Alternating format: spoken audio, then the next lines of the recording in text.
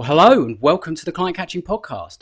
Now, if you're like many of us in B2B or professional services, you love doing what you do, but you might feel a bit anxious or even a little bit fearful when it comes to the actual sales part. Now, look, having been there myself, so I can talk from experience here. The reason I think that this happens is because of really a complete lack of understanding about what sales actually is. See, I think that many people equate sales with making people buy things they don't want or don't need, or maybe they can't even afford.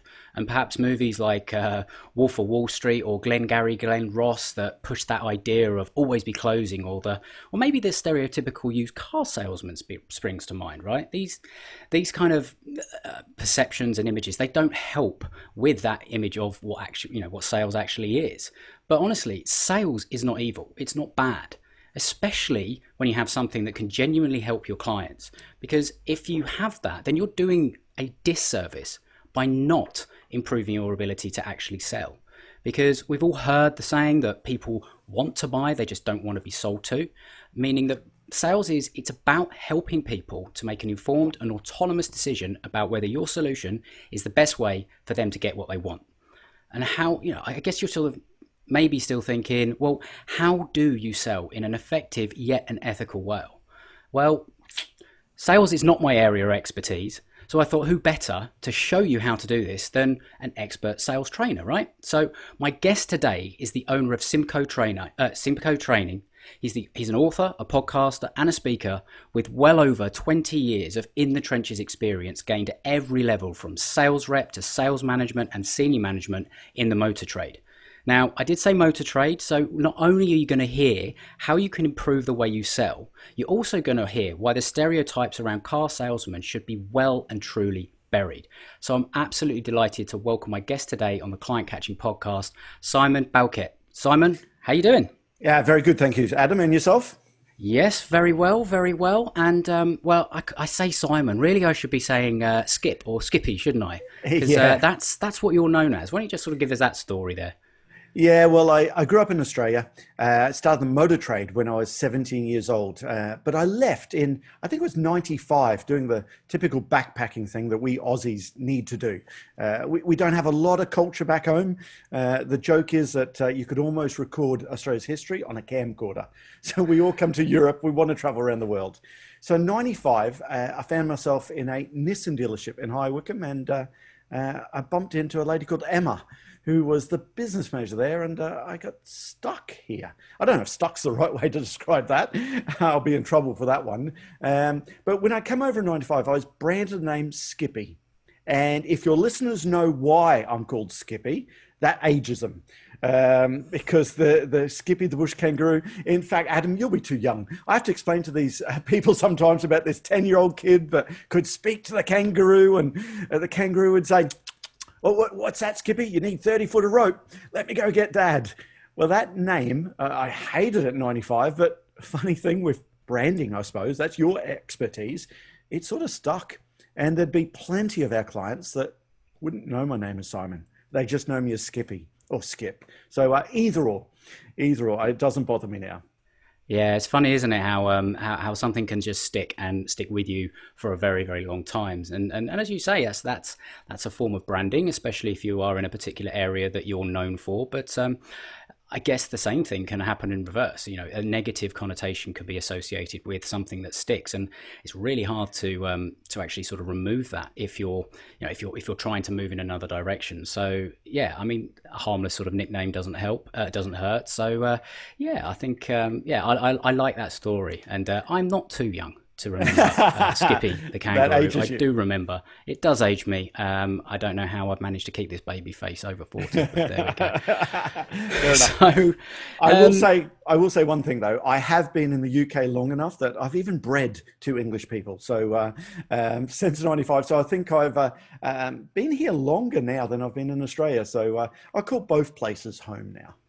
That's good to know. That's good to hear. So As I think I've sort of alluded to there in your introduction, this is not a subject that I've covered directly on the podcast, because it's something that I've sort of skirted around, really the sort of edges on, because it's not my area of expertise. I am not a natural born salesperson. I haven't always been comfortable with it, having started on my own. It's something I had to get to grips with really quite quickly. And actually, weirdly, I've developed my business and the things and the systems that I do almost to have to remove what I feel used to be the sales process, or the actual hard selling sort of, as I say, Wolf of Wall Street, that kind of thing, with the systems and the processes that kind of build someone up to that when I'm having a conversation, it's more of a conversation. I don't feel like I'm selling. But you still do need to sell. I've realized that isn't necessarily the case. There is that sales requirement, and there are things that you need to be able to do and understand and listen for in that conversation. So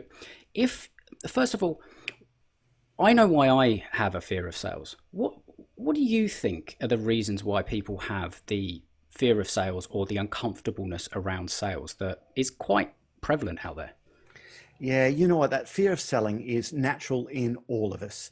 The phrase that I learned very early on is shy salespeople raise skinny kids.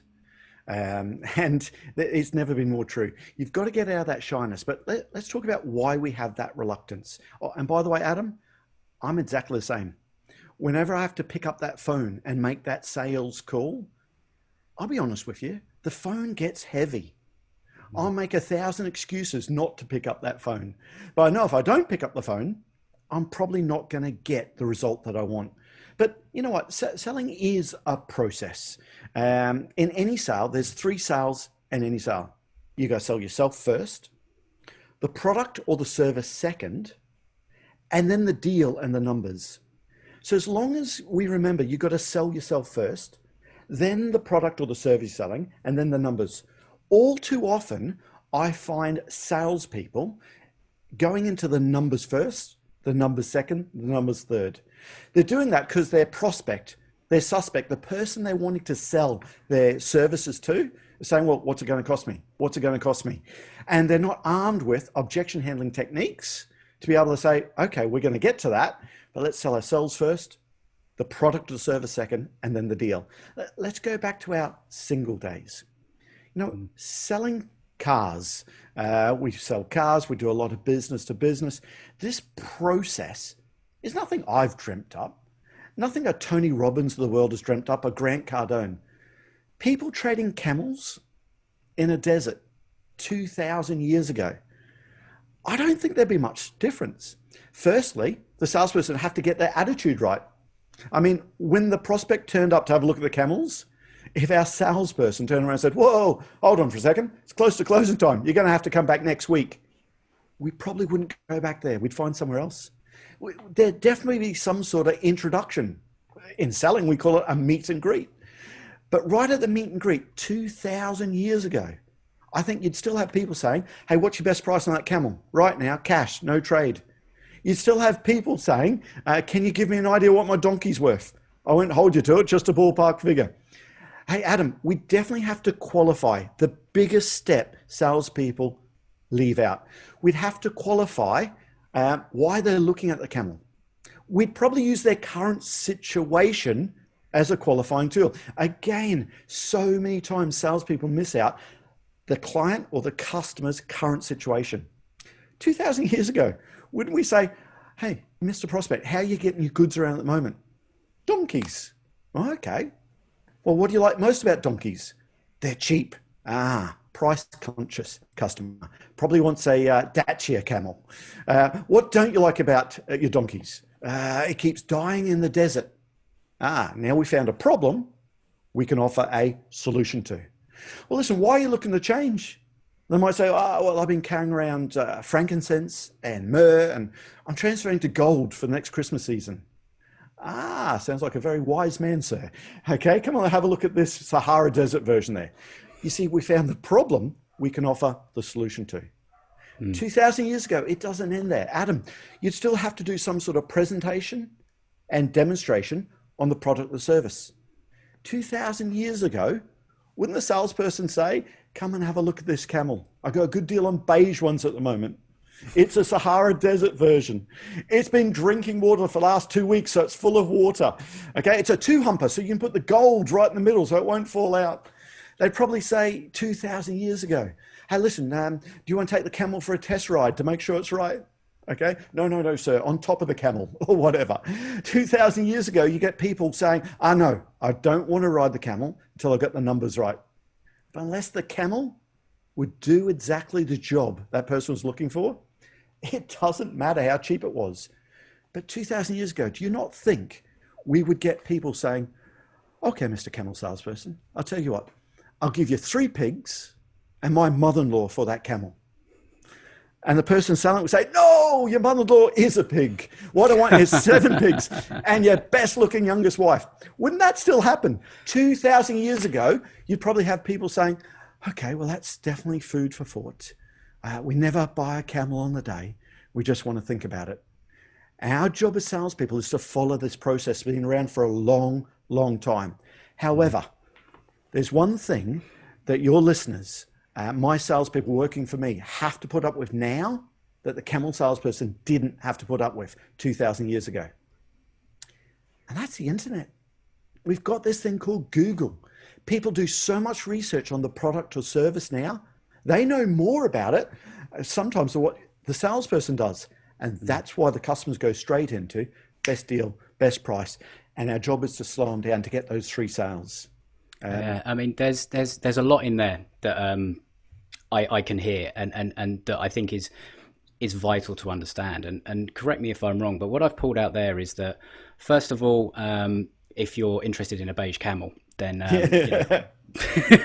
know where to go. Yeah, go and talk to Simon. But in all seriousness, I think that what you've described there in that process is very much along the lines of, and we're almost like cats and dogs, right? We kind of live together, but we don't always get on, sales and marketing, right? Yeah, okay. In that, sales, they're all about, right, we, these leads are crap, we want better ones. And marketing is like, well, you're not good enough to close the sales that, with the leads we've got, that kind of thing. But marketing as well, I often say it's kind of like you need to be marketing the problem you solve more than the service or the product that you are offering. And you've said it in a similar way. It's kind of like in the sales process, really 80 to 90% of that process is in uncovering the either the problem or it's understanding the need or the desire of the person to even know whether it's worth going on to that next phase of suggesting your service, because you're going to waste a lot of time if you don't actually qualify that, right?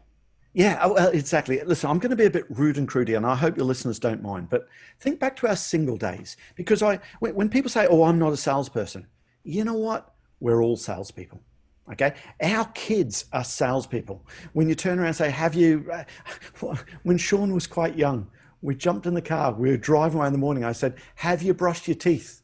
To which he replied, not yet. Okay, not yet. When were you going to do it, mate? Tonight there. But listen, we're selling from when we're kids, late with a handover.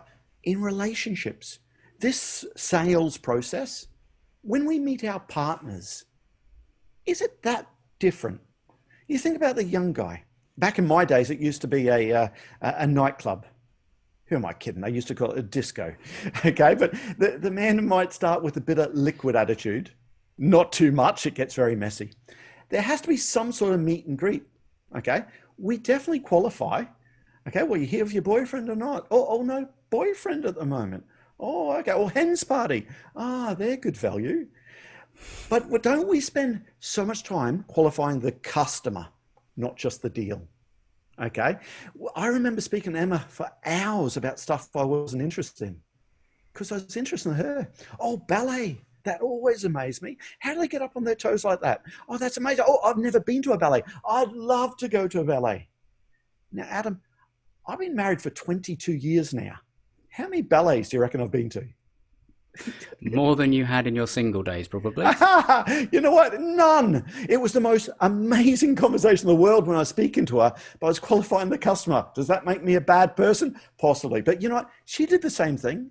Oh, Australia. I'd love to go to Australia. It's my dream. I'd love to live there. She lied. She doesn't want to leave the UK.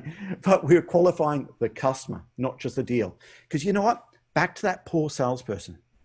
How far would I have got if I just went in with deal qualification? Yeah, sure, Emma, I'd like to buy you a drink. But before I do, can I ask you a few questions? Do you actually on first dates?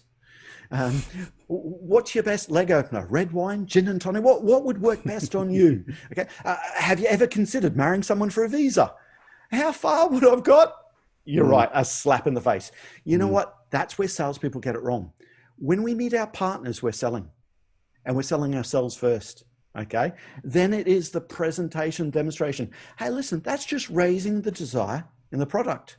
And our single days, I don't know, might be that slow dance on the dance floor, dancing away to Lady in Red or Gangnam Style in this day and age or something like that. We definitely trial clothes. We test the water. Little things like, how are you getting home? Oh, I don't know yet. Oh, you live over my way. Do you want to share a taxi on the way home? Oh, that would be lovely. Isn't that just a trial close? But here's the crude bit, okay? And I want all your listeners to sit back and think. The very first time they kissed their partner, what closing question did they use? Did they use the "if I could, would you" close? So if I get you drunk enough tonight, is there any chance I could... Probably not, I hope. Did they use the alternative close? Your place or mine? No, the close, which selling people always talk about the close. The close, so often in relationships, it's an assumptive close. The actual sale happens without us even thinking about it because we've done all the groundwork. That, for me, is the difference between marketing and selling. Marketing, you just, because, listen, I'm going off track here, but that's what I did back in my single days. I speak to some of these young people in the motor trade, and they look at me like I've got horns on my head because we live in a Tinder generation. Okay, it's swipe left or right or whichever way it is. Okay, you know what? Our customers want to buy in a Tinder generation. So when you talk about this reluctance to sales, that's because I believe lots of people are just going into, can I kiss you? Can I kiss you? Can I kiss you? And they've not earned the right to do it. And because they haven't earned the right to do it, they're getting rejection. And because they get that rejection, they don't want to do it. You know, that is one small part of the process. And for me, you hit the nail on the head where marketing is actually just getting out there, speaking to a whole lot of people who might be interested. You want to walk into a nightclub with a whole lot of people who are single and are interested. There's probably not a lot of choice going into a place where people are planning their wedding. Maybe the people planning the wedding are quite happy. Well, let's hope so. Let's hope so.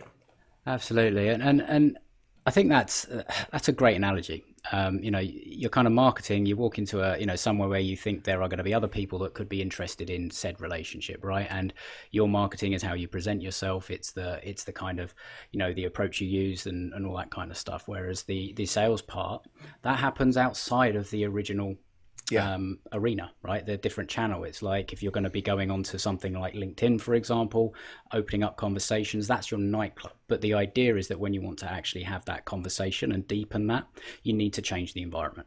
And I think that comes in quite nicely to something else that you mentioned there, which is, what the camel salesman didn't have to deal with, and that is the internet.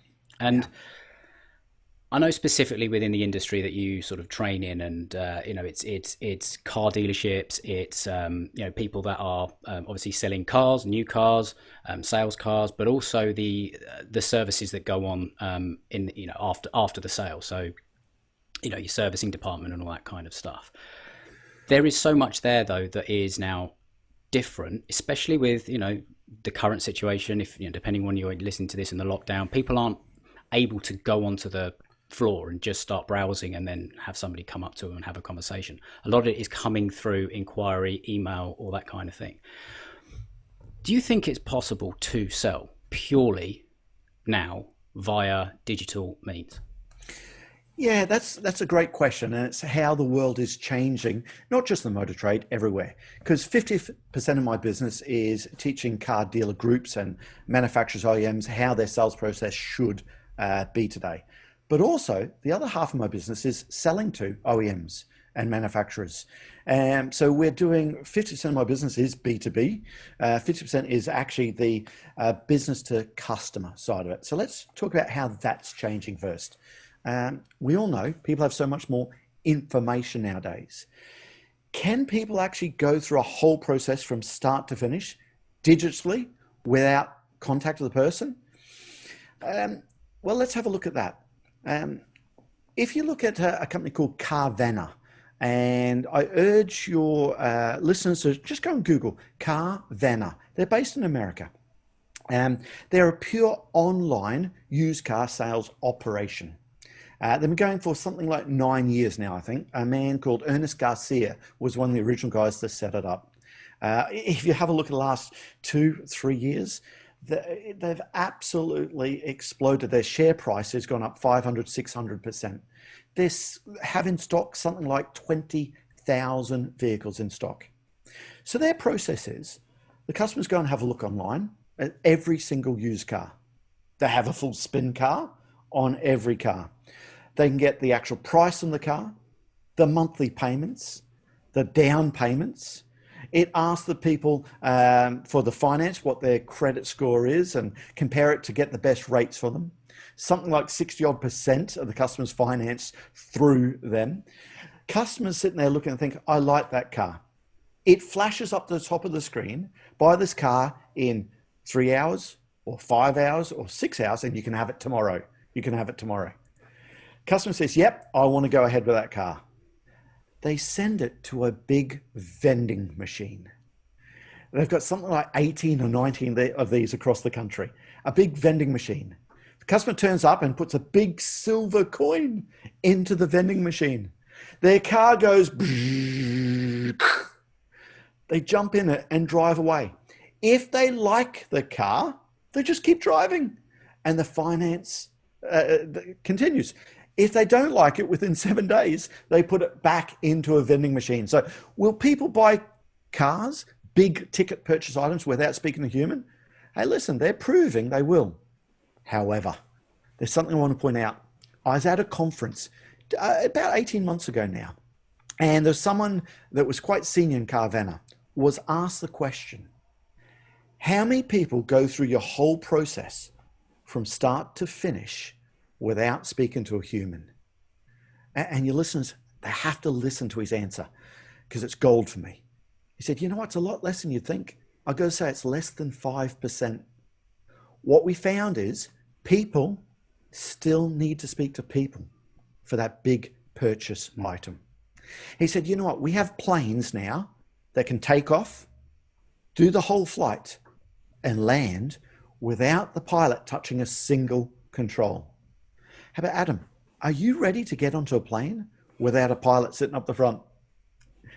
I'm not. Maybe our kids will be. Not quite. Yeah, absolutely. And you know, yet. self-driving cars and all the rest of it, they're being touted, but there's so much. Would you? I don't know. It just makes me think of Demolition Man, right? Yeah. So why do we want the pilot there? We want the pilot there for when things go crap, when things go wrong. And that's why people want to speak to people, for that trust and rapport. Now, you know, if your listeners are in the UK, listen to this. We can go one stage further. There's a company started up called Cazoo. They've been going for trading for 6 months. They've just had a valuation of £800 million. Colossal, £800 million, okay? However, they've just purchased a used car supermarket chain in the UK, 18 sites. And I believe Alex Chesterman has already realized that we need a mixture between clicks and bricks. So our salespeople are going to be needed in the future. You know what? I honestly think we will. It's changing the way we're getting to people. What we've all learned during COVID-19, you know, before this, Adam, you'd be coming to my offices and we'd be talking about what marketing strategy we're going to do. The projects we've been working on, we've done it all via Zoom. That's changed. Okay, we've learned so much we can do this way, how we're communicating now. But I still believe people will still be part of that process. Yeah, because there's a couple of reasons that jump out to me potentially with what you've said there. And one is, it's not so much that you know, with the self-flying plane example, people want someone there for when things go wrong. And if you're going through a complete process that you do not have interaction with another human being, especially for a high ticket item, if something goes wrong, you still want the ability to remember potentially that person's number, pick up the phone and actually talk to that person. Yep. It's like, if you're considering the car example, it's like, well, I took it off and, 2 weeks later, something went wrong with it and I've been trying to get through the service department, blah, blah, blah, blah. It's like, screw that. I'm going to pick up the guy and speak to the guy that actually sold me the car. Yes. Because, he's going to be invested in wanting to potentially sort of get referrals and all that kind of, if he's a good salesperson, right? Then you've always got that. But there's the other piece around it. It's like, especially when it's a larger ticket item, and B2B tends to be higher ticket, right? There's trust that's involved, and you need the empathy and the understanding from the other person to actually listen to your challenges. Because let's be honest, the majority of times in our life, people aren't actually listening to us. Yep. You're married, I'm married, we've got kids, it's all that kind of, when was the last time you feel completely understood and heard, right? If you're a good salesperson, that's your job. You're there to listen and ask questions and listen more. Yeah, dead right. That is, and again, one of the things that we see missing all the time. And you know what? What I like to think is anyone can sell one product or one service once. But most of the industries out there, we need to sell people again and again and again. And that's where I have issues sometimes with you start off the Wolf of Wall Street. Glenn Ross is the other one who gets banded about this all the time. And I got to say, I really struggle with that movie. And I struggle with that movie because, number one, I get lots of young, impressionable salespeople in the motor trade saying, oh, I want to be like the Wolf of Wall Street. I want to be like the Wolf of Wall Street. But you think back through to the Wolf of Wall Street. How did he make his money? Well, firstly, he was selling shares in Madison shoes or whatever, something like that, inflated. I understand he was getting a lot of people's pension pots. So he's actually ripping off old age pensioners because that's the people that had big old chunk of money and more impressionable. But also, he was operating in America, had something like 300 million people. If you upset one of them, they didn't have an opportunity to tell lots of other people there. Most selling today, we're dealing with a smaller market. You upset that one person, they have Facebook, they have Google reviews, they have Trustpilot surveys. They can tell so many different people. Also, the Wolf of Wall Street, you look at the process, it's buy now or fuck off. Buy now or fuck off. It is a wham, bam, thank you, ma'am. And you know what? You and I, Adam, could probably go into, when he was operating back in the early 80s, into our nightclub and just say, do you want to spend the night with me? Do you want to spend the night with me? And we might get there. But how many people would we have to burn throughout the process? And that's where I really struggle with the Wolf of Wall Street and his approach. Now, I'd like to think that it's improved. But you know what?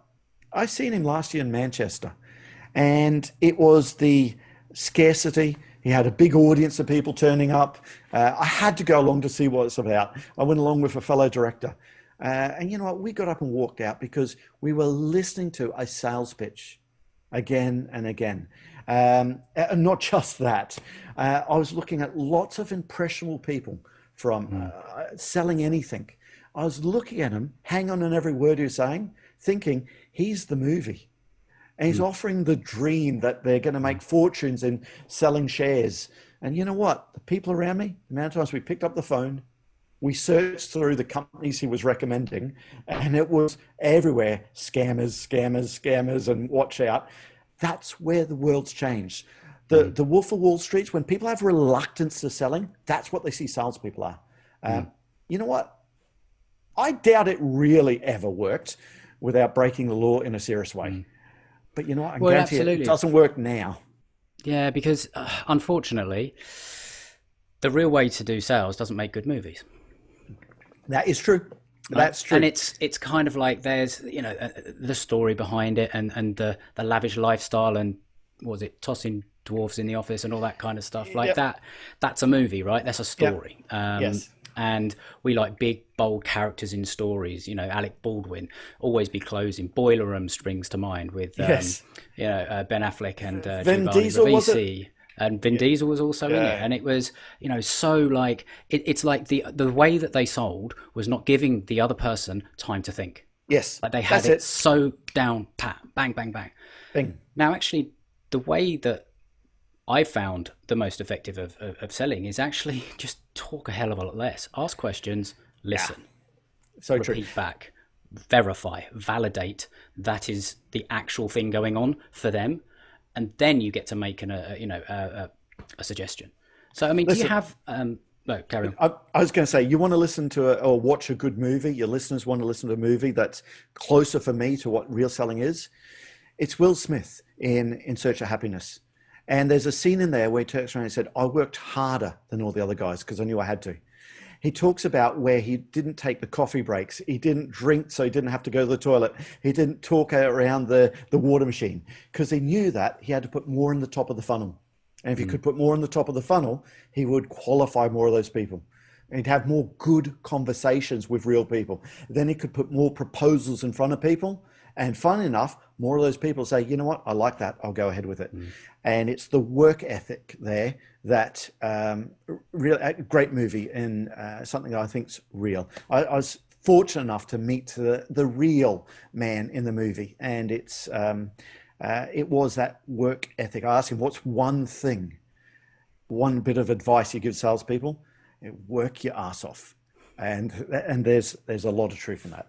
Yeah, and let's be honest, that could apply to anyone in any profession, because there isn't many out there that achieve the success without actually, you see it on the surface, right? You see the the trappings of success or whatever, but what you don't see is what's gone on behind, the hard work, the long hours, if it all that kind of thing. And it's like there isn't generally a secret. The secret is, if there is one, it's consistency. Yeah, It's consistency with the right approach. But obviously if you're consistently doing it wrong, that's insanity. But it's consistently following up, and that's where I think it's so important when it comes to I refer to sales and marketing being like cats and dogs, right? Yep. Yes and no. I think that when you actually have sales and marketing aligned, it's one big happy family, right? You are in the same boat, and marketing's job there is to essentially do a lot of that qualification that you've spoke about there, to be front and center when that customer or that client is doing that research, gathering all of that information, so that when they actually then get to have a conversation, they're armed with all of that information. That they've got all of that information, and essentially they are aware of the problem, they know your solution, and when you're having that conversation, you are confirming as a salesperson that yes, they are in that situation. You're summarizing or understanding where they are, and then you get to present this solution as it fits for them and sort of say, well, would you like to do this? It's a lot more simple in a way than if you're going out, reaching out, like the Will Smith example, cold calling and trying to fill your funnel yourself as a salesperson. That's why I think the alignment is so, I think when you get it, it makes everything easier. Yeah, but also I would just urge some of the people listening to this that, they're listening to this because they need to improve the sales in their business, in their boss's business somehow. Don't get into the trap, and this is the cats and dogs now. We're going to have a cat and dog fight. Don't get in the trap of putting off the inevitable. Too often I see salespeople spend all their time on the marketing. Okay, let's do this email. Let's go onto a ClickFunnels. Let's go and see what they can do that. Let's develop that because it's going to be the golden bullet. What they forget though is at the end of this is to have that conversation, to pick up the phone, get in front of people. And so many times I'll say, hey, you know what? Could we achieve that by just getting on the phone? So many times you can, because your competitor might be spending far too much time on doing all the, let's just do this ClickFunnel, let's do that, let's spend 4 hours a day on Instagram and Facebook, and let's get that post right there for nothing. At the end of the day, you've got to have that sales conversation. At the 100%. End of the day, you had to turn around and say to your wife, hey, do you want to go out on a date? Actually, you could all day long, you've got to get to that final bit there. It's make the damn offer. Yes. One of the guests. I don't know if it'll be before or this. Joel Lowaway. He says make the Dan offer. Dan, I think he's East Coast of America, and I've realised that I've done that a number of times. Even in the marketing, you get sort of brought into this way of thinking, you have to, and it's a British thing, maybe, maybe Australian connection. It's a bit of a British thing. We're a little bit overly polite. We don't always like to ask, or we don't want to feel like we're imposing. So therefore, we don't just ask the question. I'm terribly, terribly guilty of that, and that's why I think I found sales quite difficult, and still do to this day. Sometimes I just forget to just say, well, look, shall we do this? Or this is what we're going to do. Do you want to do it? And that's me. It's not just you, Adam. It's that fear of rejection again.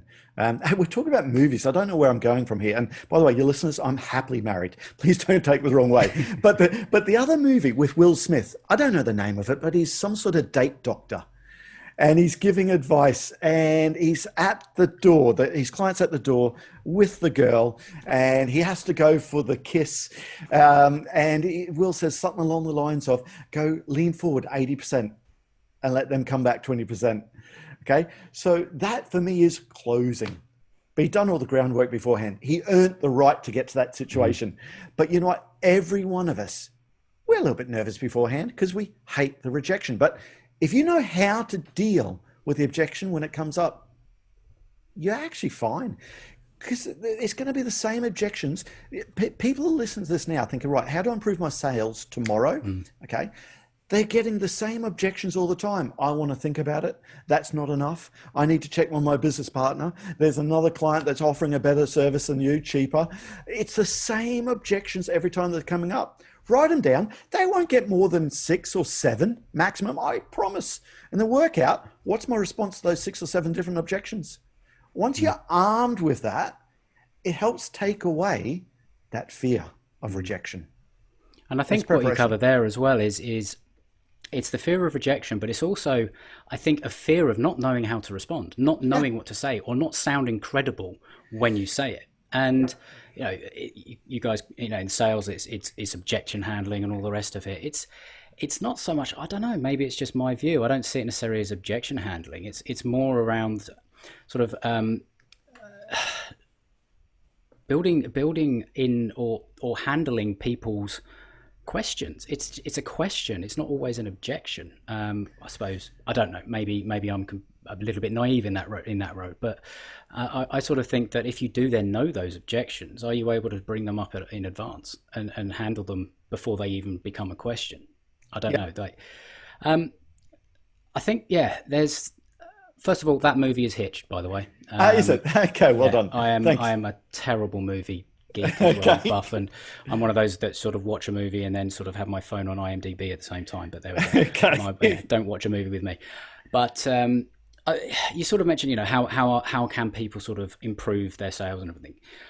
Would you have any sort of like sage pieces of advice if they were looking at how do I actually sell, the process, or for example, what are your thoughts on scripting? Yeah.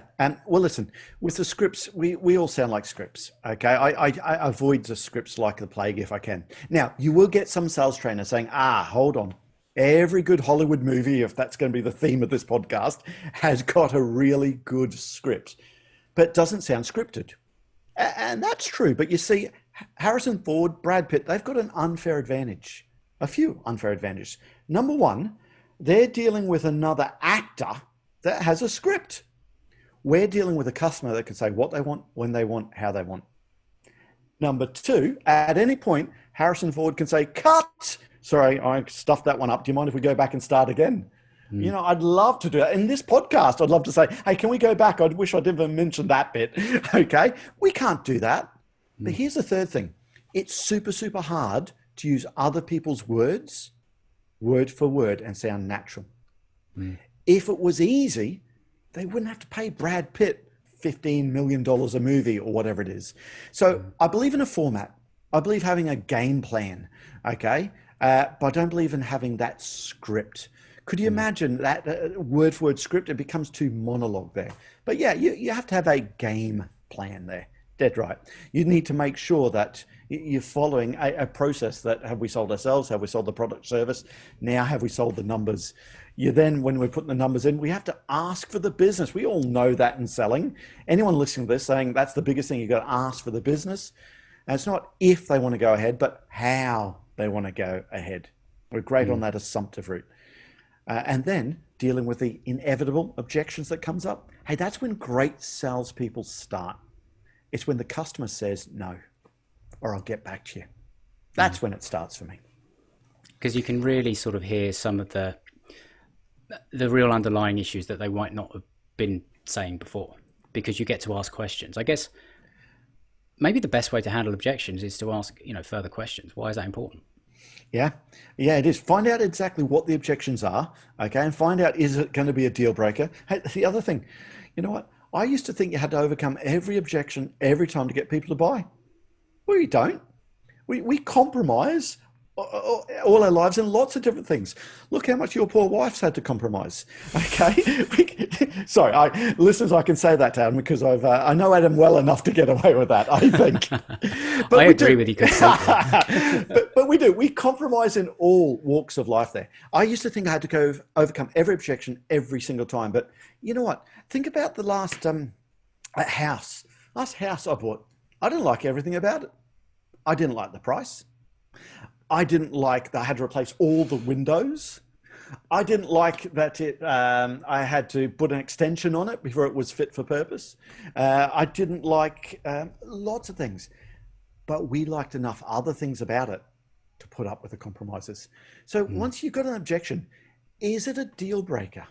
Okay, little simple things like, yeah, okay, but listen, if everything else stacks up right, with that such and such, would that really stop you going ahead with our service? Okay, and we get that all the time. We're probably one of the leading online digital trainers in the motor trade. And we've got something like 400 modules from B2B and sales modules, and that's a big chunk of our business. And so many times we'll have clients say, yeah, but we want these modules and those modules, which we can do. We have to go in a studio and record bespoke stuff for Toyota, bespoke stuff for that big dealer group, which we can do, but it costs money. And every time I say, yeah, okay, we could do that, that's what it's going to cost. But actually, as the program is at the moment, would it really stop you wanting to roll it out to start with and see what impact you're getting from it? And the amount of times, Adam, people say, you know what, not really. Great, well, listen, let's just get started. And let's talk about that 6 months down the track if you really want to invest in that extra to bespoke the program to you. Yeah. You don't have to overcome every objection. You have to deal with every objection. Yeah, and ultimately, I think what I'm hearing from everything that you're saying really is that sales is not a game of I win, you lose. No, it's a game of I win, you win. It's relationships, and even if that means that you don't make the sale. Yeah, 100%. It might not be right. You haven't got the sale this time. You might get the sale next time, and next time, and the time after that. Okay. Again, anyone could sell one product or service. It's selling the next and the next and next. That's what we really need to get to, I think. And something that helped me sort of get over that sort of I don't know, that anxiousness around sales or that fear or anything. Yes, it was hearing no. It's like I've put so much of myself into the things that I do, and the kind of strategies and all the rest of it, because it's 17 years worth of knowledge that goes into everything, and I felt it very personal. Right. Yeah. When it was a rejection, it's like, oh no, I don't think that, yeah, of course. And I think there are a lot of people out there, especially if they are selling what they have developed, or, they're selling their knowledge and their expertise and their qualifications and all that kind of thing. But I heard something and it really helped me to get over that. And that is, when it comes to making those sales and making those offers, if you hear no, that's fine, because you're then one no closer to finding the right yes. Yeah. Yeah. And that helped me. It does. And we talk about these numbers game as well. Listen, I get the numbers game. Okay. However, we still need to make sure that we improve our ratios as much as we can. So many times you will have clients dealing in a B2B, a small market. I mean, manufacturers in the UK, there's only a limited number of manufacturers we can deal with. There's only a limited number of dealer groups. We can't throw a whole lot of numbers at the wall, okay? We got to be very, very specific as to the way we do that, because too often you'll only get one chance within that organization. And once it's gone, it's gone. So yeah, I do get that it's a numbers game, and I know I talked about Will Smith before in the pursuit or the search of happiness. I think it's the pursuit of happiness, and he was talking about numbers game. Again, his market that was perfect for, because there's a whole lot of people on that rich list. I think he was phoning to try and talk about their investments. 100%. And I think that there is, yes, everything to a degree becomes a form of numbers game when you're looking at analyzing and all the rest of it. But I think there's a fallacy in larger numbers, especially if you are very specific with the kind of person you serve, your ideal target client and all that. You're a great example.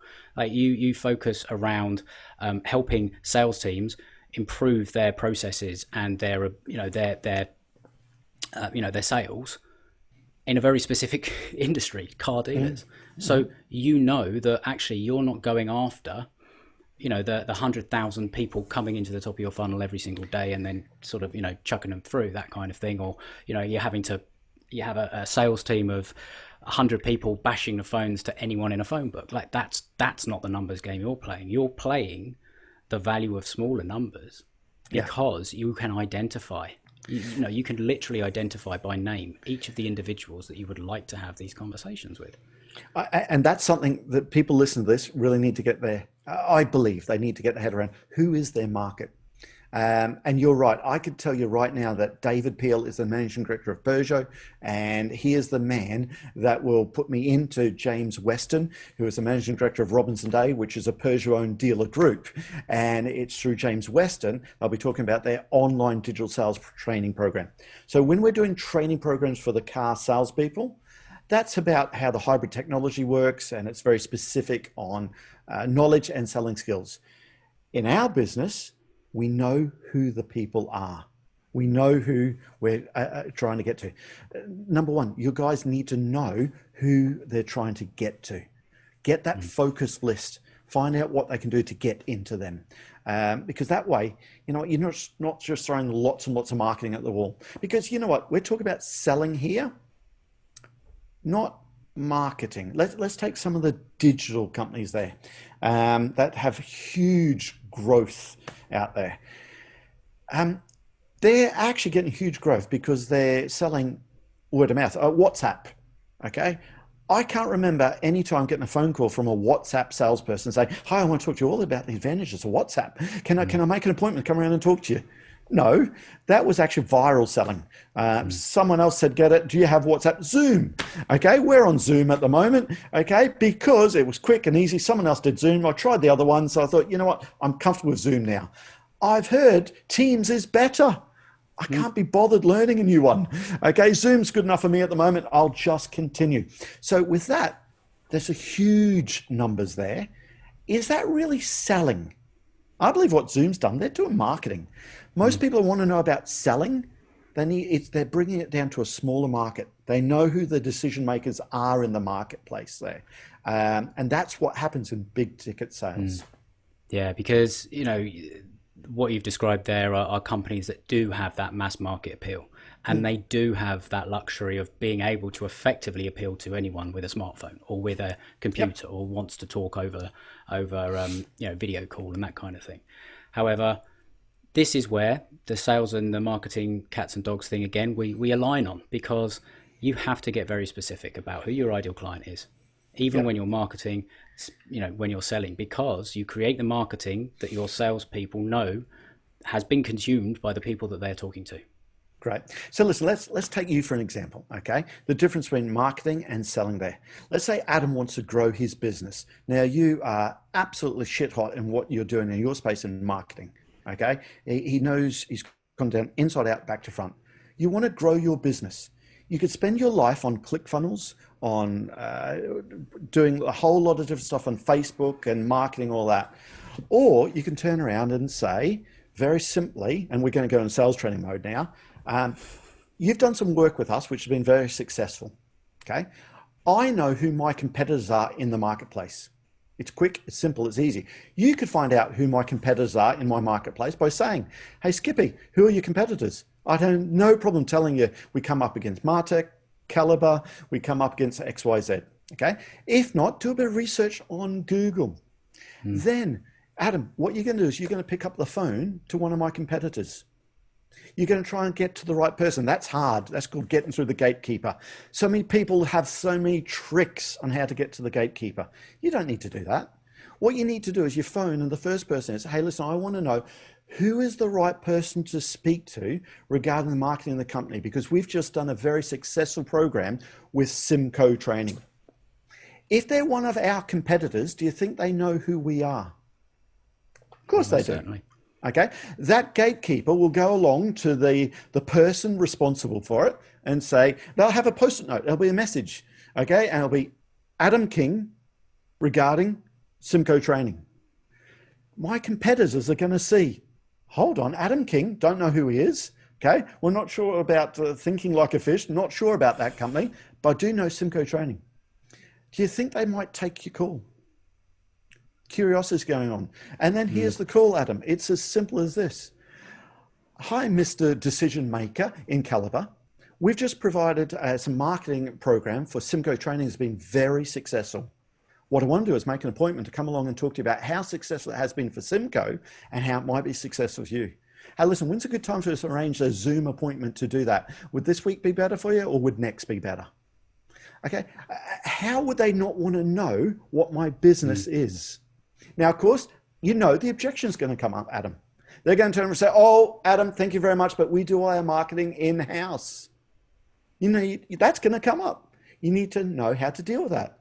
You know what? That's exactly what Simon from Symco Training said, until I found out that our approach actually helped with their current marketing strategy. And got really, really good results. Hey, but listen, why don't we have that Zoom coffee and just see what we did for him and how successful it was for him and how successful it might be for you. Now, listen, when is better for you? Did you say next week now? Would that be more Thursday or Friday? Now, at the end there, okay, is that pushy? Some people say yes, okay. They'll raise skinny kids. But I think we've got to earn the right to ask for that business there. Now, again, Adam, I'm in trainer mode. Half the time you're going to get voice messages. They're people screening the calls. You'll get through to the gatekeeper. You want to increase your business? You want to provide your marketing training for one of my competitors, okay? It goes through a voicemail. Here's the message you leave. Ring, ring, ring, ring. Hi, you're through to the decision maker at Martech Training. Leave a message. I'll get back to you if I can be asked. That's the message, isn't it? Hi, Mr. Decision Maker. My name is Adam King. I run a company called, I keep saying Think for Fish. I think that's your company. Is that right? Yeah, Think Like a Fish. A Fish. Sorry. I should know that. Okay. So, hi, you're through. Leave a message. I'll get back to you if I can be bothered. Hi, Mr. Decision Maker. My name is Adam King. I work for a company called Think Like a Fish. The reason for the call is we've just done a very successful program with Symco Training, and I want to talk to you about how successful it has been for them. Please give us a call when you have a chance on 07 949 240 550. You know what? If people want quick wins, okay, look at people they've sold to already. Find out who their competitors are and then bounce from one to the other. And you know what? In 20 years in my life of running Symco Training, that's where most of our business has come from. Picking up the phone and getting there. Now, listen, don't take that the wrong way, okay? Amount of times, what's really helped what you've done, Adam, for us is now when I'm picking up the phone, they know who we are because they've seen our podcast in automotive management. They've heard us on the podcast. They've read the book. Okay. We've got something like 500 books go out every month. So when we make that approach, they know who we are. So they're the cats and dogs. But hey, you know what? Absolutely. One does not survive without the other. No, never does. And yeah, I mean, something that I don't think I'd even mentioned is that, you know, we have actually worked together and you're giving an example of some of the stuff that, you know, we've been working on. But I think what's really interesting, I found really interesting working with you is that the approach that you take, you understand it. Like, you don't need to be convinced about like the effectiveness of certain things and all the rest of it. And I've learned quite a lot from you in terms of some of the conversational pieces that you would do on things like LinkedIn, or because it's just a way to get to a conversation. I've always said great marketing creates conversations. Like, that is it. Like, especially in the area that are primarily sort of working, which is B2B and services, because you cannot build a relationship and build trust without having a conversation with another human being. And so the marketing is all there just to get to the conversation. And if there's a faster route, why not? Could I add something to your catchphrase? Great marketing leads to great conversations, and great conversations leads to sales. And that's those great conversations leads to the sales there. Because that's what selling is. It's a conversation. Yeah. Like we're having now. Like as you say, I don't script this. I don't have pre-prepared questions. We have a conversation. We see where it goes. And the ultimate aim is to get as much of your knowledge and expertise out of your head, some great stories, and all the rest of it. And I think we've achieved that. So what I want to be able to do is give people a opportunity to find out more, even if you're not in the motor trade. Like, Simon has some amazing stuff to have a look at. He's got a great book, which is Words That Sells Cars, but it will apply to any industry. And so where's the best place to find out about you? Yeah, easiest place. Come and find me at LinkedIn. I'm Simon Bowkett, and that's Bowkett. From there, you can find our company Symco Training, and that's SYMCO Training, and you can see exactly what we do there. But again, speak to us about what we do, because you know what? Why car sales is not right for you. It's 50% of our business. Speak to us about what my sales team do on a daily basis, how we do it. That's the business to business side of it there. There's the two strings to that bow there. Absolutely. And if you are interested in selling cars, for example, you've also got your podcast, which is recently launched, which is selling in the motor trade. We're doing this in association with Automotive Management, a big trade magazine, and that podcast is purely about in the motor trade, selling in the motor trade, hence the title there. I learned that from you, Adam. Keep things nice and simple, what we actually do. Some of the best marketing I ever heard, and you might tell me who it was horse for sale. Sometimes that's the best. Was that an Ogilvy or someone like that? I think I've heard that attributed to Jay Abraham in a different side way. It might have been an Ogilvy thing, but I've heard him say that sometimes people just want to buy a horse, so sell them a horse. Occam's razor. The simplest answer is often the obvious one, right? So go and have a little look, a little listen at that if you're interested in that, because it's not just about the motor trade. Like, you interview people, but also there are some there's some great episodes where you give tips, and it can apply universally, not just to the motor trade. There are one or two, but it's got some great nuggets, absolute great nuggets. So go and have a listen to that podcast and check out some of the things that Simon does. So it's been a pleasure as always, Simon. I've thoroughly enjoyed this. So all that's left to say is happy fishing. Thank you very much.